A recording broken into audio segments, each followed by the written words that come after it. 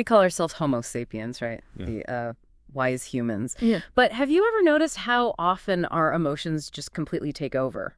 Sometimes running right over what we, know is logical. Oh, absolutely. It really makes you question that wise label sometimes, doesn't it?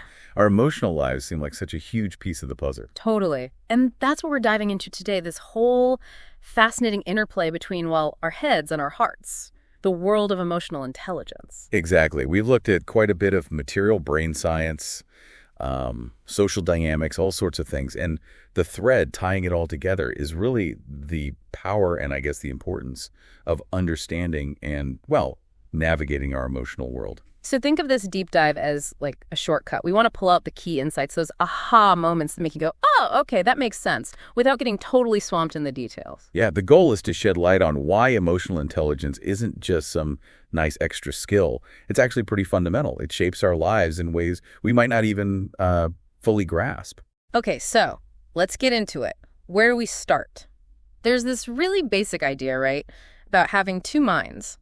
That's the foundation, really, this idea that we operate with essentially two minds. You've got the rational mind, thinks logically, analyzes stuff, and then the emotional mind feels, reacts. Head and heart. Pretty much. Yeah. And they're not really separate entities fighting it out. It's more like a partnership, though sometimes one partner is definitely quicker off the mark. Right. That classic feeling where your head says one thing, but your gut is yelling something completely different. And evolutionarily speaking, it makes total sense that emotions often get first dibs, especially if it feels like life or death. Mm-hmm. The speed is what's really striking. There's this neural shortcut. Information comes into the brain to the thalamus, and you can shoot directly to the amygdala. That's our emotional alarm bell. It bypasses the thinking part? It can bypass the neocortex, the part that does the slower, more careful analysis. So in a crisis, that instant fear response, that urge to jump back, it happens before you've even fully processed. Oh, that's a snake. It's incredibly fast. Which is great for survival, obviously, but that speed also kind of sets the stage for what the sources call emotional hijacking, doesn't it? Exactly. That amygdala alarm goes off, sensing danger real or maybe just perceived, and boom. It triggers this whole flood. Hormones, heightened senses, dredging up old emotional memories. All before the rational brain, the prefrontal cortex, can step in and say, hang on, let's think about this. Precisely. The prefrontal cortex is supposed to be the manager, the one that assesses and decides if the alarm is justified, but the amygdala can just hijack the system. Wow. And we see how devastating that can be, like in that awful story of Matilda Crabtree. A kid's prank, but the father, startled, adrenaline pumping, he reacts instantly. Tragically. It's a heartbreaking example, that split-second emotional surge overriding everything else. And you see it, too, in the Richard Robles story, the burglar. Right, the desperation. Yeah, driven by this intense, overwhelming need for his family. That emotional pressure just pushed him past his rational judgment, even his own desire to stop. It shows how powerful these hijackings can be, even when the emotions themselves are, understandable. Okay, so we've got these two interconnected systems. Emotions can sometimes grab the steering wheel. So what actually makes up emotional intelligence? What are the core skills? Well, the absolute cornerstone, according to the research, especially folks like Mayer and Salevi, is self-awareness. Knowing what you feel. Yes, but it's a bit deeper than just labeling it. It's being really attuned to your mood as it shifts, and crucially, noticing your thoughts about that mood. It's not just, I feel anxious, but I feel anxious, and I'm telling myself this is going to be a disaster. That's a really key distinction. Like that analogy they used, flying through turbulence. Do you just grit your teeth and ignore it? Or are you actually checking the instruments, seeing what the turbulence means? Are we tuning out our emotions or engaging with the signals? Exactly that. And the flip side is fascinating, too, this condition called alexithymia. Alexi, what now? Alexithymia. Basically, it means having real trouble identifying or describing your own feelings. Dr. Cisneros, who coined the term, suggested it might be like a weak connection between the feeling parts of the brain, the limbic system, and the language parts, the neocortex. So you feel something, but you can't put words to it. Like Henry Roth said, if you could put words to what you felt, it was yours. Without the words, it's just fuzz. Kinda, yeah. It stays vague, hard to grasp, hard to manage. So that ability to really pinpoint your true feelings. The sources suggest people who are better at that just navigate life more effectively. They're sort of better pilots, like you said. Makes sense. Okay, so self-awareness is step one. What comes next? Managing emotions. This flows right from awareness. It's about handling those feelings appropriately once you recognize them. Can you soothe yourself when you're upset? Can you shake off anxiety or irritability? Can you bounce back? It's definitely not about not feeling things, though, because as the sources mentioned, just holding up alone when you're sad, that can actually make it worse. You add loneliness on top of the sadness. Right. Socializing can help, but it depends. If it genuinely distracts you from ruminating, from just dwelling on the negative stuff, then yeah, it could be great. But the type of distraction matters. Totally.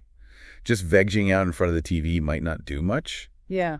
But actively engaging in something positive, talking with supportive friends, doing a hobby, that seems much more effective at actually shifting your mood. Interesting. And what about those people who seem totally calm, like nothing bothers them, the unflappables? Yeah, the repressors.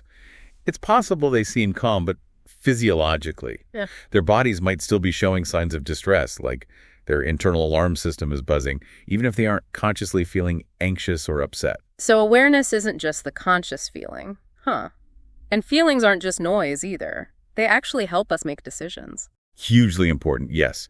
The case of Elliot is really striking here. He had that brain tumor that affected his emotional processing. And he couldn't make decisions anymore, right? Even simple ones. Exactly. His logic, his IQ, it was all intact. But without that emotional input, that gut feeling guiding him, he was lost. It really brings home that idea. Reason without feeling is blind for so many life choices. That gut feeling, it's not just random impulse then. It's more like accumulated emotional wisdom. That's a great way to put it. It's the sum of your past experiences, distilled into an intuitive sense that often guides you better than pure logic alone, especially in complex personal situations. Okay, so we've covered looking at inward self-awareness, managing emotions. What about looking outward, the social side? Yeah, social intelligence, another massive piece. This is about understanding other people's emotions and responding effectively, basically navigating the social world. I loved that little story about the bus driver. His, infectious good mood just lifted everyone on the bus. It's a perfect example. Shows how one person's emotional skill can literally change the emotional atmosphere for a whole group. It's powerful stuff. Howard Gardner talked about interpersonal intelligence, right? Understanding others. He did, yes. Interpersonal and interpersonal understanding yourself. His early models were maybe more focused on the cognitive side, but the sources we looked at really stressed the emotional component beyond just cognition. As Gardner himself apparently noted later, a genius IQ won't get you far if you can't work with people. You might end up working for someone with a lower IQ, but much better people skills. Makes sense. And right at the core of that social skill is empathy. Empathy is key. Understanding and sharing the feelings of others. There seems to be a biological underpinning for it, too. Studies with primates, Levinson's research showing couples actually mirroring each other's physiology during emotional moments. Wow, like you actually feel it with them. To some extent, yes. Even finding specific neurons in the brain that respond to seeing certain facial expressions, it suggests we're kind of wired to connect emotionally. And this develops really early, right? Like in babies? Absolutely.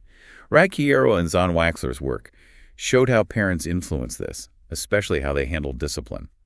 Pointing out how a child's actions made someone else feel seems crucial. And Daniel Stern's work on attunement. Attunement. Yeah, that back and forth emotional connection between, say, a mother and infant. Those really subtle moment-to-moment interactions where the parent mirrors and responds to the baby's feelings.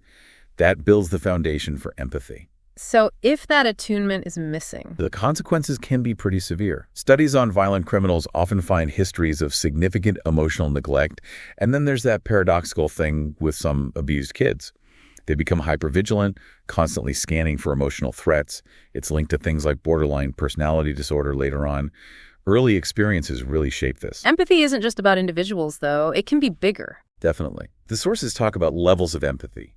At its highest, it's understanding the distress of whole groups, seeing systemic issues. Think about empathic anger.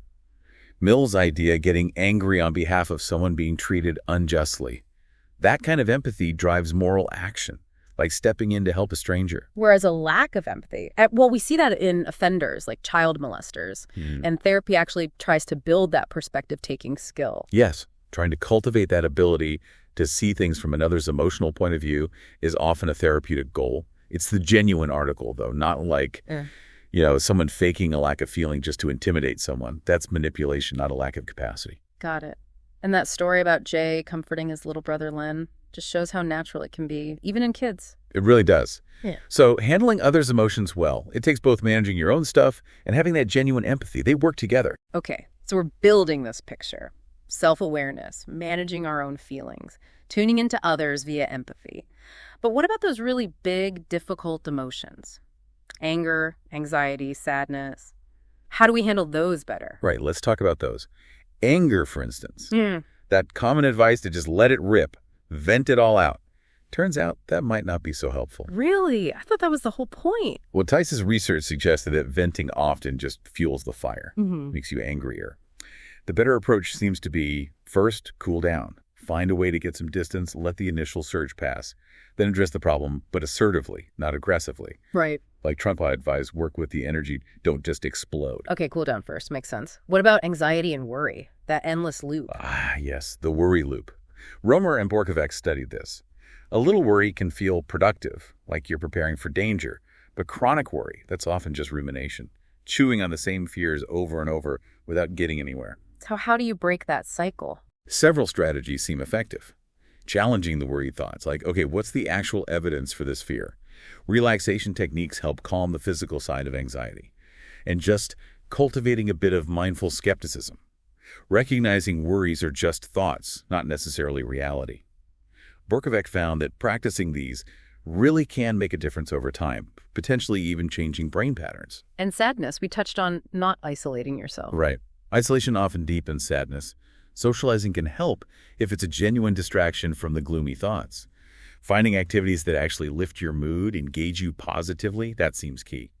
And of course, for severe conditions like manic depression, medication can be really essential for stability. And our general mood matters too. Like if you're already stressed. Yeah, Zillman's research showed that if you're already kind of on edge, irritable, it takes much less provocation to trigger a full-blown emotional hijacking compared to when you're feeling calm and centered.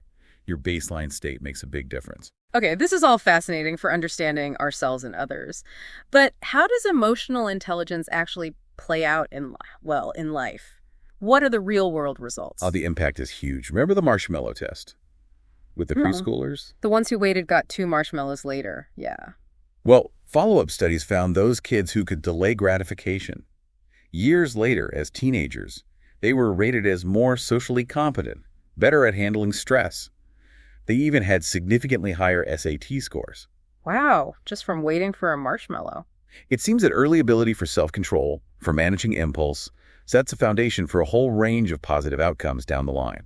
It's pretty remarkable. And things like hope and optimism. Also, incredibly powerful predictors of success. Snyder defined hope as having both the will, the motivation, and the perceived ability to reach your goals. And Seligman's work on optimism, how you explain setbacks. Right, seeing them as temporary, specific, not your fault necessarily, versus permanent, pervasive, and all about you. Exactly. That optimistic style consistently predicts better outcomes in academics, work, even health, sometimes more strongly than IQ scores alone. And that feeling of flow, being totally absorbed in something. Yes, Gardner's concept. Yeah. That state of deep engagement where you lose track of time, that's linked to intrinsic motivation, better learning, and just peak performance and satisfaction. Emotional intelligence helps foster that. And what about at work? Is this stuff important there too? Increasingly recognized as critical. Teamwork, resolving conflicts, leadership. It all relies heavily on these skills. Think about feedback. Destructive criticism just crushes morale. But artful critique, as Levinson called it, specific, focused on solutions, that motivates people. That makes sense. And the sources also mention stereotypes and bias. Yeah, a really important point. Stereotypes can sadly become self-confirming. Even subtle, unconscious biases persist. Emotional intelligence includes the awareness to recognize and actively challenge prejudice, both in ourselves and in systems. That Bell Labs example was telling. The engineers. Yeah, the star performers weren't just the tech wizards. They were the ones who were also great collaborators, communicators, networkers, the ones high in emotional intelligence alongside their technical skills. So it impacts us personally, socially, professionally, but also physically. There's a body connection too. Definitely. That's the whole field of psychoneuroimmunology, P&I. He looks at how our minds, brains, nervous systems, and immune systems are all interconnected. People like Ader and Felton show that the chemical messengers involved operate across all these systems, especially in brain areas linked to emotion. And negative emotions can actually harm our health, like anger. Chronic anger and hostility specifically. Williams and Barefoot's research linked that persistent, cynical, mistrustful, easily angered pattern to a significantly higher risk of heart disease. It's not about suppressing all anger, but that ongoing hostile state seems really damaging. What about depression? Does that make you physically sick? The link, say, between depression and cancer is complex. The evidence is still mixed and debated. But what is clearer is that depression can definitely make recovery harder for many other conditions. It impacts disability days, outcomes after heart attacks, kidney failure. It generally worsens the picture when you're already ill. But positive feelings can help. That seems so. That study on cancer support groups. The participants live significantly longer on average. It suggests emotional support matters. And things like relaxation training, like John Kabat-Zinn's work, can really help people cope with the emotional toll of chronic illness, which in turn might help physically. Yet often the medical system focuses just on the physical, right? Historically, yes. The emotional side often gets neglected, even though the evidence for its importance keeps growing. It's slowly changing, but there's a ways to go in integrating emotional care into standard medical practice. So if this is all so important, how do we actually learn it? Where does emotional intelligence come from? Well, the first and maybe most important school for emotional learning is family life. Right from the start, through thousands of interactions, kids learn about their own feelings, how others react, how to cope or not cope. That example of Leslie, the girl whose parents basically told her to buck up during the writing lesson, that must sink in. Exactly. If your feelings are consistently dismissed or ignored, you internalize that message. It shapes your whole relationship with your emotions, potentially for life. Whereas good parenting in this area Has a huge positive impact. That University of Washington research. It showed kids whose parents managed their own emotions well and responded sensitively to their kids' feelings. Those kids ended up better regulated, better socially, even did better cognitively. Brazelton's checklist for babies. What were those things again? Confidence, curiosity. Intentionality, self-control, relatedness, communication. Yeah, those core elements of a healthy emotional start, they're built through those countless tiny attuned interactions. Repeated small moments shape big expectations. But the opposite can happen too, like aggression being passed down. Sadly, yes. Parents who are aggressive or use harsh, inconsistent discipline can inadvertently create a kind of school for aggression. Their kids learn those patterns. And you see the impact on empathy, too, that contrast between typical toddler empathy and the lack shown by some severely abused children like Martin in the sources. It's stark. And trauma, obviously, like that school shooting example, PTSD. Trauma leaves deep scars, intrusive memories, hypervigilance. It rewires the brain's fear circuits. But the hopeful part is emotional relearning. The prefrontal cortex can learn to dampen those fear responses over time. Davidson's research showing brain changes in people recovering from fear supports this. It takes work, but change is possible. Does our basic temperament play a role, like being born shy? Absolutely. Kagan's work on temperament shows we have innate tendencies. Some kids are just naturally more reserved or more reactive. But it's always an interaction. Temperament interacts with parenting and environment, nature and nurture. And childhood is a really key time for all this shaping. It's a critical window, yes. The brain is developing so rapidly. Synapses are forming and being pruned based on experience. Habits formed early, including emotional habits, lay down neural pathways. Though the brain retains plasticity, even ingrained patterns like OCD can be changed with therapy, showing we're not totally locked in. But early experiences are powerfully formative, which leads directly to this idea of emotional literacy, teaching these skills explicitly. As a form of prevention. Exactly. The sources argue strongly that teaching self-awareness, emotional management, empathy, it could help prevent so many problems later on. Violence, depression, eating disorders, substance abuse, isolation. The stats mentioned were pretty worrying. Rising youth crime, suicide rates. They paint a concerning picture. And you see the roots early, that tough kid, Jimmy. His aggression led to rejection, isolation. Patterson's research links that early pattern clearly to later delinquency and crime, especially for boys. For girls, the outcomes might look different, maybe early pregnancy, but still stemming from similar underlying issues. What about depression in kids? Kovacs found it often recurs. And that pessimistic thinking style seems a major risk factor. But the good news, programs that teach kids more optimistic ways to interpret events have actually shown success in preventing depression. And eating disorders. There's an emotional link there too. Yes, often linked to poor awareness of internal states, not just emotions, but hunger and fullness cues too. Leon's study highlighted this. Learning to accurately identify feelings seems protective. Social rejection is tough, too. Really tough. It has long-term consequences for mental and even physical health. But again, programs teaching social skills, how to interpret cues, cooperate, handle conflict, they can really help rejected kids. And substance abuse, often a way to cope. Yeah, often a maladaptive way to self-medicate emotional pain. The sources call it a devil's bargain. They even describe different emotional pathways that can lead to alcoholism, involving brain chemistry like GABA. So the argument is, teach the skills before the crisis hits. Prevention. That's the core message. Invest in prevention through emotional education. The successful programs are usually comprehensive, age-appropriate, and get parents involved too. What skills are we talking about mainly? The basics. Knowing and managing your own emotions, recognizing and understanding others' emotions, empathy, and using all that to handle relationships effectively. Problem-solving, communication, impulse control. Are schools actually doing this? Some are, but it faces challenges. Finding time in the curriculum, training teachers, getting student buy-in, ensuring quality. It's not easy. But that story about Lamont? The kid who used problem-solving skills in that dangerous situation. Yeah, it's such a powerful example of how these skills, learned perhaps in a simple leadership club, can make a life or death difference. It really makes you wonder, as the sources ask, shouldn't we be teaching this essential stuff to every child? Okay, wow. So wrapping up this deep dive, we've really covered a lot of ground, from our basic wiring with those two minds to the absolute necessity of self-awareness and managing our emotional responses. The power of social intelligence, really understanding and connecting with others through empathy. The surprising links between our feelings and our physical health. And finally, this huge potential of emotional literacy, teaching these skills right from the start. Yeah, the big takeaway really seems to be that emotional intelligence isn't just, a nice little add-on.